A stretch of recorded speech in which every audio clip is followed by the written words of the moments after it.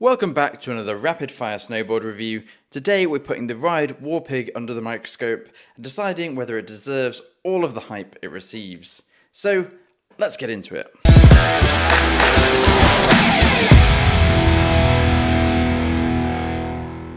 Unless you've been hiding under a rock over the past few seasons, you'll undoubtedly have heard about the Ride Warpig. It's touted as the ultimate all-mountain board, a one-board quiver, an all-mountain slayer, but there's an awful lot of hype to live up to. That's why I was super keen to jump on this board this season, but before I do that, let's talk about the tech. Firstly, in terms of shape, it's clearly a directional board with a twist. The nose and tail are quite unusual looking, but ultimately it's just a volume shifted directional board that can be ridden a lot shorter than your normal on-mountain size. More on this later. In terms of profile, it's a majority flat board with a mellow tip and tail rocker. Now I know what you're thinking, where's the camber? How is it a poppy, precise all-mountain slayer if it doesn't have any camber?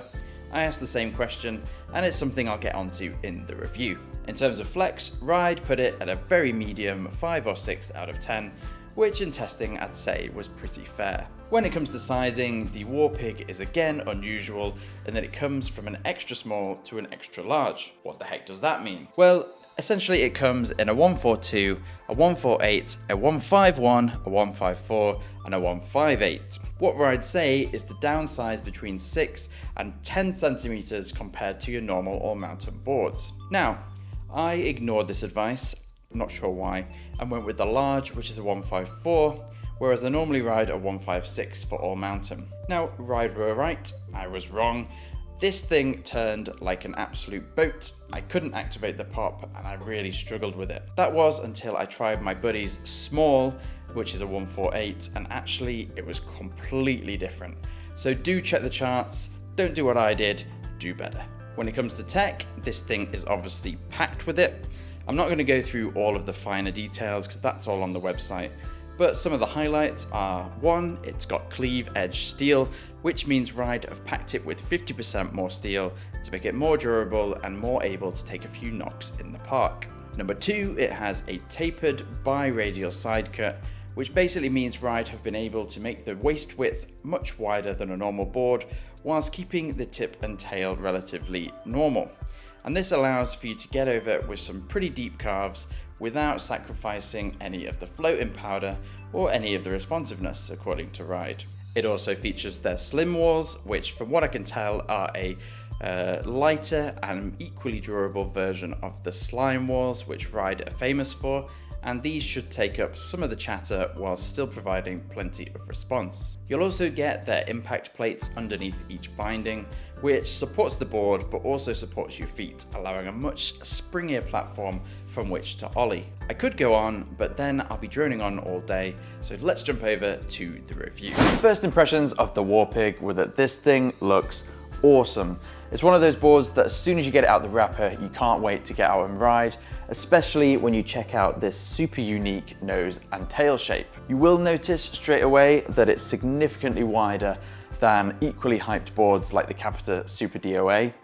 But as we said, that extra width is what's going to allow you to size it down, and the aim is to get a more nimble and agile ride. In terms of the profile, you've got this massive flat section all the way out to outside the binding inserts, and then you've got this pretty mellow rocker coming out of the tip and the tail. What I noticed is that this feels a little bit more dramatic in the nose than it does in the tail, which you'd expect for a board that's going to be directional and for when you're going to be riding powder. So first things first, the pop. This thing has a super accessible pop. This flat profile means you very rarely need to load it. You can just snap it straight off the back leg as soon as you're ready. One thing I would say is that whilst the pop initiation is above average, the pop itself isn't that crazy. Some reviews are saying it pops to the moon, etc, etc. I think it's pretty good, but what sets it apart is that the initiation is just so easy. This translated super well to jumps, particularly jumping over landing jumps to flat or landing into powder. This big wide base provided a perfect platform for landing, and you've got plenty of tail, so you're not going to be going over the back seat. When it comes to carving, this thing was incredible. Now, I came into this board being a bit of a skeptic, but as soon as I started carving it around on the groomers, I was a convert. The wide waist width usually means slow carving, boring, slow edge to edge, but actually the way that they have adapted the side cut makes for a super nice carving board.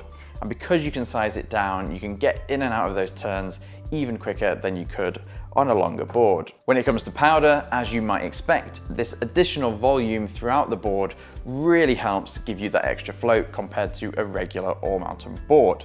Now, it isn't going to compete with some of the powder boards I'll be reviewing, but for an all-mountain deck or a one-board quiver, certainly it's up there with one of the most fun powder boards I've ridden, or powder boards that I've ridden. I did notice that when things got to about 2 or 3 feet out in Japan, this thing started to struggle.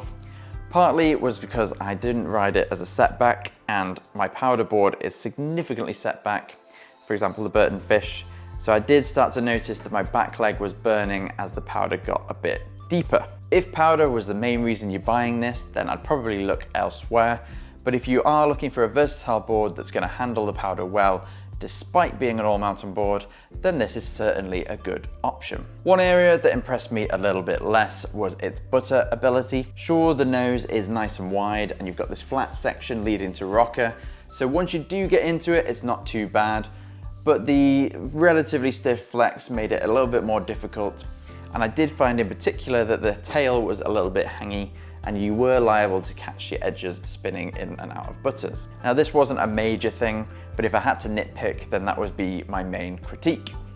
This also translated to having a little bit harder time pressing in the park, but this big wide section did like to board slide, and when you're locking into 50/50s, etc., you got this big panel underneath, which is gonna be so weird. The verdict, does this thing live up to the hype? Well, the answer is unfortunately a resounding yes. It was super fun. It's an all-mountain slayer. If you're looking for something a bit different, you don't just want to ride the same boards we've been riding for 10, 15, 20 years, then the Ride Warpig is a great option. Now, I should say, obviously, with a board that is as hyped up as this, it has to be taken with a grain of salt. No board can be as good at every area of riding as this board has started to be rumored to be. It is great when it comes to spinning, when it comes to pop, when it comes to jumps, and it does better in powder than you would expect. But it's not gonna beat a dedicated powder board, it's not gonna beat a dedicated park board, it's gonna be a jack of all trades with a little bit of a twist, an unusual shape that brings a bit of extra excitement to your riding. Don't buy this if you're a beginner.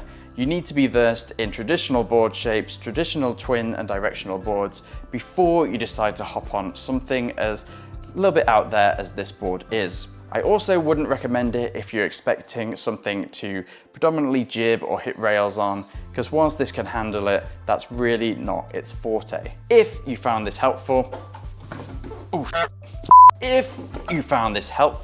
or you're gonna pick up the board, you want some information about the sizing, whatever it might be, then drop your question in the comments below. I'll put a link to the best places to pick up the board if you do feel like getting it and you do feel like supporting the channel. But if not, don't worry. Either way, it'd be helpful if you subscribe, because then I can see you in the next board review, which, by the way, is the Capita Super DOA.